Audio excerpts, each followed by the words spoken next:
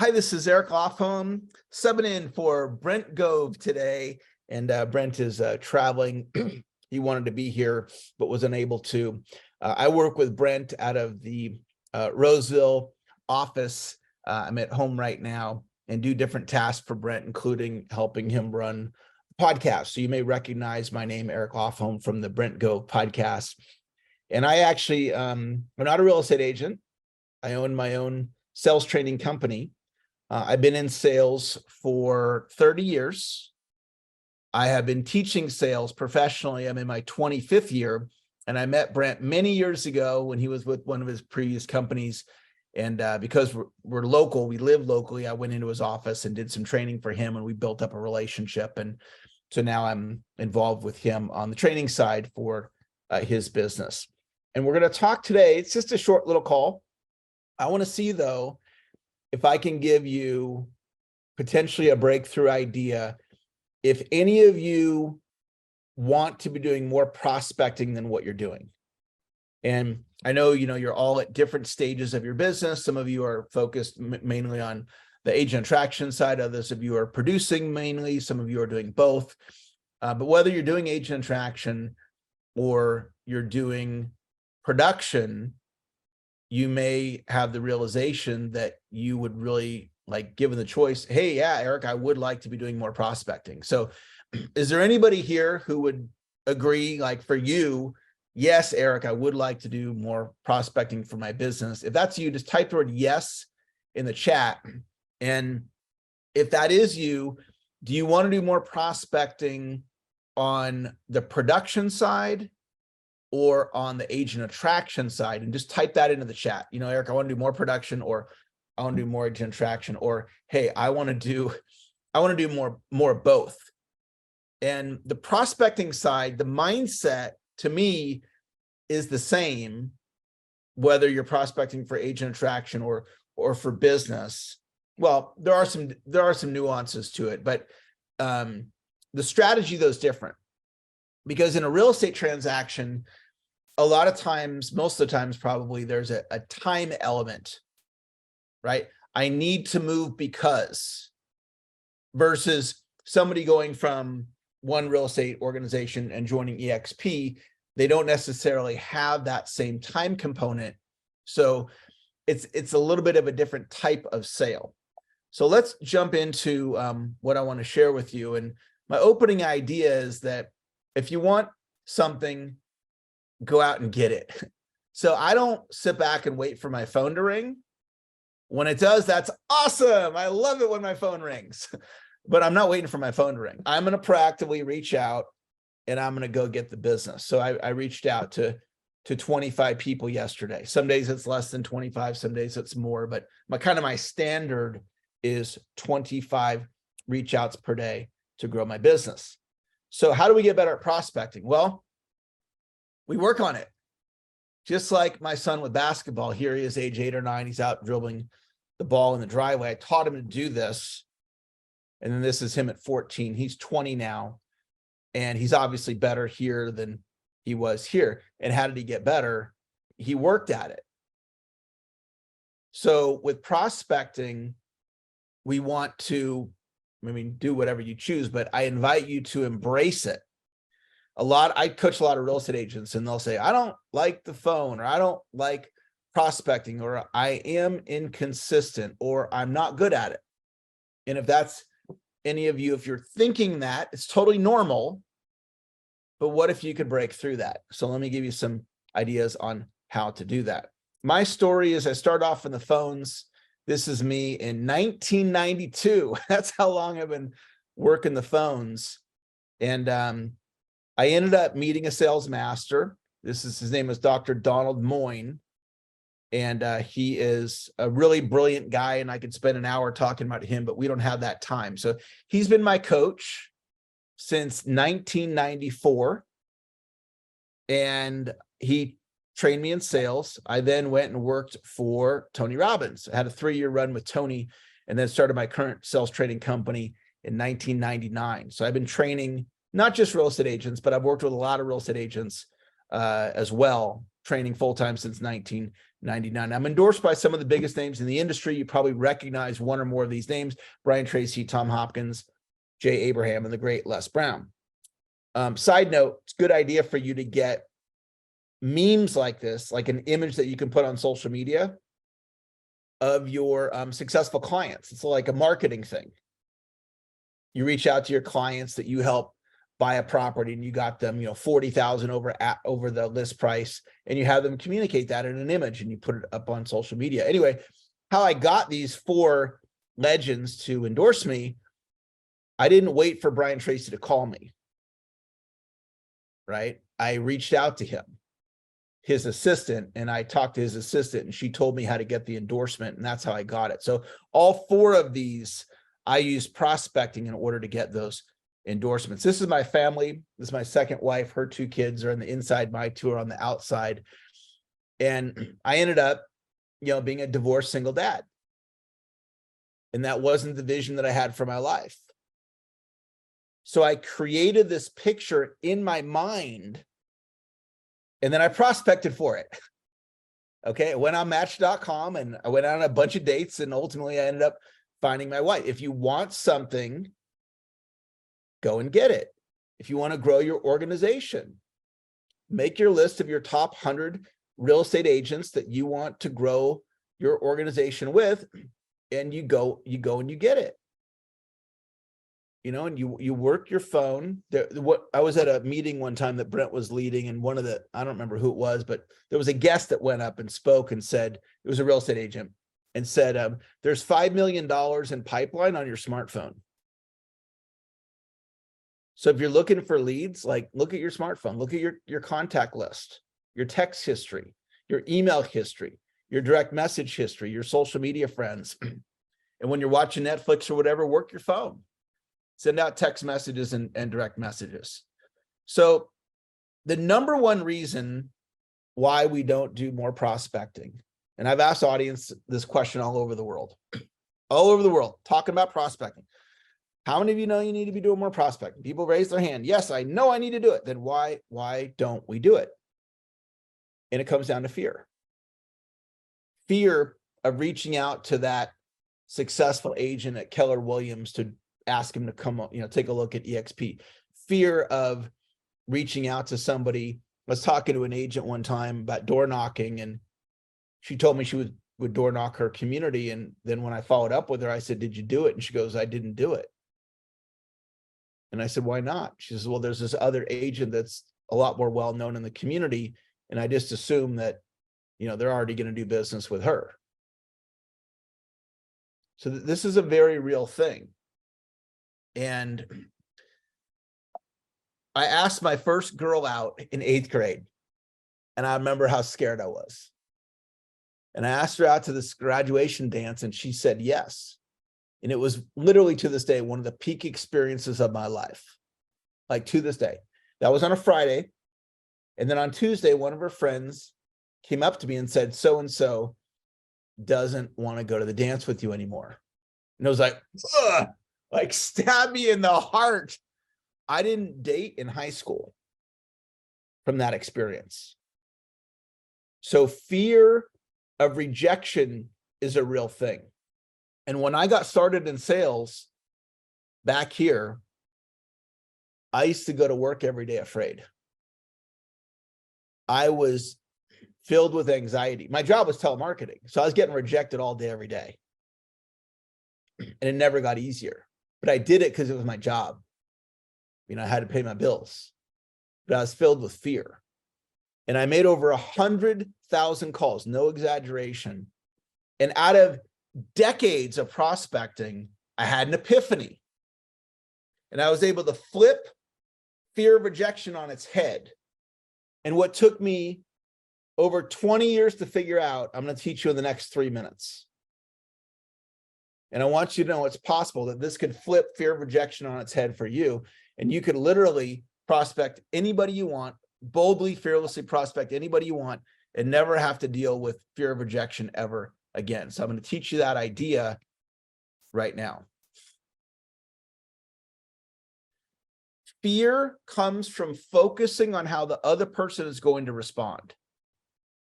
So that agent that didn't do the door knocking, even though she agreed to, she was afraid of how that homeowner was going to respond. Oh, well, don't you know so-and-so, they're the agent for this community.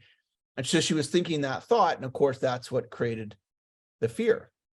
So instead of focusing on the other person, I learned to focus on my activity. So how I created my relationship with Brent is I prospected him. But there could have been a lot of fear. There wasn't, but there could have been.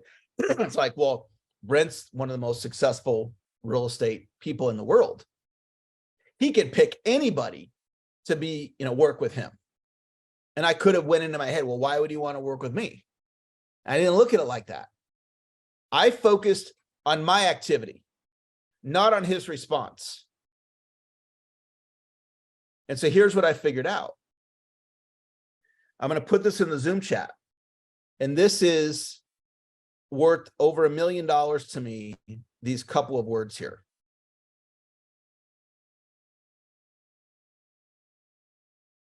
What I figured out was, if I focused on my activity and not the other person's response, and I acknowledged myself. Now I'm going to give you an insight that might kind of hit you in the head in the forehead with a stick or something. What I'm going to tell you right now, I've been coaching people just like all of you on this call for a couple decades. And one of the things that I found is that you'll come to the call and you'll say things like, I am my harshest critic, or I'm hard on myself. And in my experience, where that comes from is when me, all of us, you're age 4, 5, 6, 7 years old, and thoughts went into our subconscious mind, and we embraced those thoughts, and we lived into those thoughts for the rest of our life. So I am my harshest critic is a very common thought, especially amongst achievers. What I learned, though, is there's another level. And instead of being your harshest critic, be your number one cheerleader as a state of being. So when somebody declares, I am my harshest critic, they're literally creating that being their harshest critic through their language, a special kind of language called a declaration. So when I prospect, I win. I pat myself on the back. When I book the appointment, I double win. I win no matter what. When I prospect, I win. When I book the appointment, I double win. I win no matter what. So today I'm playing a game called 25 Reach Outs. I'm going to prospect 25 people today to grow my business. And I'm going to win 25 times. And let's say I book 4 appointments. I'm going to have 4 double wins. So 25 wins, 4 double wins, no losses. See, somebody else who's dealing with fear of rejection, because they're focusing on how the other person's going to respond, they might be dealing with fear and anxiety throughout the entire day. I don't have to deal with any of that. I can go prospect the most successful people in the world. In fact, I prospected Elon Musk the other day. And when I prospected him, I had no fear doing it because I wasn't focused on how Elon Musk was going to respond. I was focused on me doing the activity. Now, if you've been living your life as your harshest critic for decades, and now all of a sudden I'm coming along saying, let go of that and be your number one cheerleader, that might take a little bit of time to really wrap your head around what I'm sharing there, right? Because that's I'm basically saying, 20, 30, 40, 50 years, however old you are, of your thinking, and I'm opening up a different way of thinking that I believe can take you to a higher level of success. Because to have the confidence to prospect an Elon Musk or a Brent Gove or whoever else I'm prospecting, I prospect all kinds of people. I prospected the CEO of the Hunger Project the other day, which is a nonprofit that focuses on eradicating hunger globally. And I cold prospected the CEO of the Hunger Project. Within 24 hours, got a phone appointment with him. And in less than a month, he was taking me out to lunch when he was in San Francisco. I created that with this mindset. So what we do now is we take what I'm teaching you here. When I prospect, I win. When I book the appointment, I double win. I win no matter what. And then we're going to gamify it. So gamification is a phenomenal idea to increase your activity. And you may have done this in your life at times. Maybe you're doing it right now. I do 3,500 walking steps. So right now I can pull up my phone here and I track my steps on my phone. And I don't know if you'll be able to see it or not, but the blue line means I hit the goal. I hit the goal every day this month. Okay, why? Because I'm playing a game called Do 3,500 Walking Steps a Day. So here's the thing about prospecting. As I'm your sales coach for the next couple of minutes, okay? As your sales coach, what I want you to do is I want you to have a prospecting plan. So if you were asking me, Eric, what's your plan for today? My plan's 25 or more. The plus is more. 25 or more Monday through Friday. When I wake up tomorrow, what's my plan? 25. There's an asset value in you knowing what your plan is. What I'm teaching you right now, you could wake up every day for the rest of your life knowing your prospecting plan. That's worth a lot of money to you, potentially. You could create a culture within your organization. I know some of you on this call, you guys are ballers and you got a big organization, you're crushing it. I tip my hat to you. You know, you guys are awesome. Create a culture within your organization. You're the leader, okay? Create a culture within your organization for everybody in your organization to have a prospecting plan. What if we taught everybody in your organization how to let go of their fear of prospecting? And when I prospect, I win. When I book the appointment, I double win. I win no matter what.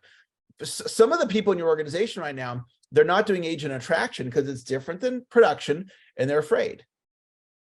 Just because it's new and they don't have a different way of thinking about it. So I want you just to consider that as a possibility for yourself.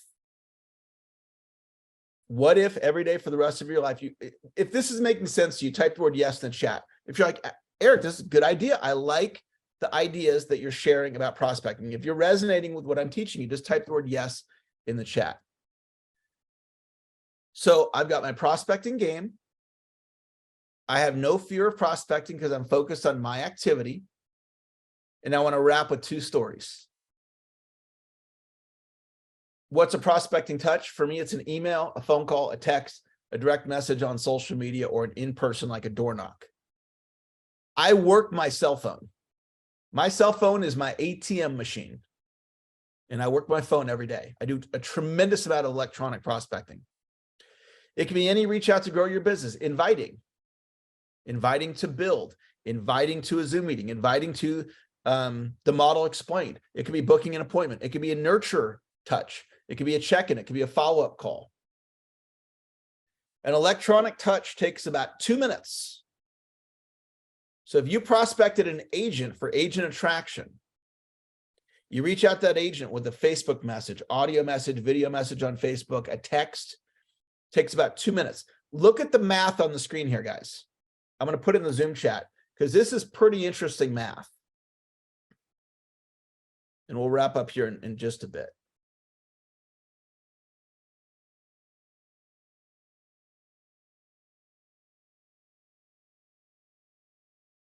So here is the math. And I'm gonna do a little thing for you guys. If any of you would like to watch the recording of me prospecting Elon Musk, you can send me a text and I'll send you the link. Yeah, just put my cell phone in the chat there. Just send me a text and say, send me the Elon Musk recording and you can watch me. I prospected him with an email. So look at the math on this, guys. This is pretty fascinating. If you reached out to 3 agents a day for agent attraction, because some of you are like, I'm doing production, Eric. I got to feed my family. I'm with you. I get it. But watch this. Give me 6 minutes a day. In 6 minutes a day, you could reach out to 3 agents. On a 20 business day month, that's 60 agents a month. That's 720 agents a year. Take that lead from the front and get 5 people on your team to do that with you. 5 times 720, that's 3,600. Some of you could get a lot more than 5 people, but it's a system, it's a mindset, it's kind of a bunch of things together. All right, I'm going to tell you guys 2 last stories. This is a client of mine from many years ago, and they agreed. There's their second year as realtors. So it's like, don't expect to make a lot of money. You're brand new to real estate. That was them. And we agreed that they would play a game. The game was called Reach Out to 1,000 People for the quarter of that year, right? So it was like, let's say it was October, November, December. So for those 90 days, that quarter of the year, they played a game called Reach Out to 1,000 People to prospect them for the real estate business. And it translated into them getting Agent of the Month. In their second year, there was about 40 agents that worked at this office. They closed 5 deals in 1 month in year 2, directly related to playing the prospecting game. And I got a little just fun story to wrap up with. I had this idea that I wanted Rick Barry to train my son in basketball. Underhand free throw, Rick Barry, NBA Hall of Famer. I wanted him to train me in basketball. And he didn't know me.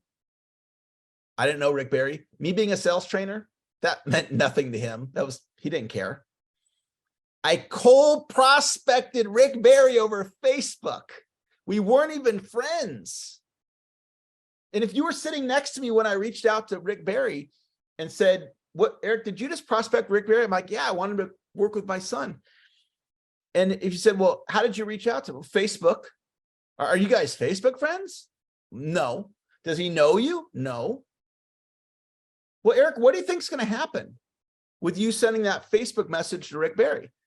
I would have told you he's going to ignore it, or he would message me back and say, "I'm Rick Barry. I'm kind of busy. I appreciate you wanting me to help your kid, but I'm Rick Barry." Right? Not in a jerky way, but just like nicely telling me, "Sorry, no thanks." So if you said to me, "Well, if you think he's going to ignore you or say no, then why did you do it?" Well, have you ever seen that movie with Jim Carrey? It was the Dumb and Dumber movie, I think, where he asks out Lauren Holly and she goes, "There's a 99.999% chance I'm not going to go out with you." And Jim Carrey goes, "So there is a chance." I believe in possibility thinking. See, when you do agent attraction with a broker that's got a 10-person team, a 50-person team, a 100-person team, or even bigger, it's possible they're going to come over. What if you started prospecting based on possibility, not on what you think is going to happen? What if you flip prospecting on its head and you're like, "Hey, when I prospect, I win. When I book the appointment, I double win. I win no matter what." What if you start being your number one cheerleader and you let go of being your harshest critic? What if you gamified your prospecting? What if you created this culture within your organization? I think maybe some of your mind's going right now and you're seeing possibility. So if you enjoyed the message today, if you're a person that communicates directly with Brent, send him a text. "Hey, that guy, Eric, he did good today. I liked what he said." I would appreciate that. Like, I like getting acknowledgement. So if you enjoyed what I said and you communicate directly with Brent, maybe just shoot him a little text and let him know that you enjoyed the message. And more importantly, hopefully something I said. Well, let me just ask you this and we'll wrap with this last thought. How many of you got something that you're going to take action on? You got at least one idea from today's session you're going to take action on. If that's you, type the word yes in the chat. If you got at least one thing, you're like, "You know what, Eric, I'm going to take action on that idea." Awesome. A lot of you got something. That's what I live for. I live to teach ideas, to land it in a way where you're like, "I got something." So it was awesome to be with you guys. Have a phenomenal rest of your day. Since we talked about prospecting today, go out and do some prospecting. Okay. I'm going to do my 25 before the end of the day. Thanks for joining.